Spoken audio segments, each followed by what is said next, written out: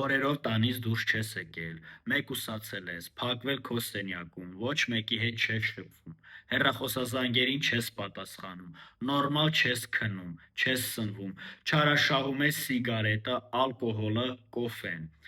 Գլխումդ բացասական մտքեր են պտտվում, հոռետեսական մտքեր ունես, բացասական վերաբերմունք ունես քո անձի հանդեպ, աշխարհի հանդեպ, ապագայի հանդեպ։ Քեզ թվում է երբեք էլ ոչինչ քեզ չի ուրախացնելու, ոչնչից հաճույք չես ստանում, ոչնչով չես ցանկանում զբաղվել, անդադար մրսում ես, ներսումը դատարկություն է, հոգիդ ցավում է, մարմնական ցավեր ունես, անիմաստության զգացում ունես, չգիտես ով ես դու, ինչ ես ուզում, չես կարողանում հասկանալ ինչ է կատարվում շուրջդ, ոնց հայտնվեցիր այս վիճակում, կարծես ճահիճի մեջ լինես եւ անընդհատ խրվում ես դեպի ներքև եւ ոչ մեկին չես թողնում, որպեսզի քեզ օգնեն։ Քեզ թվում է վերջը եկել է, երբեք էլ ուրախալի ոչինչ չի լինելու,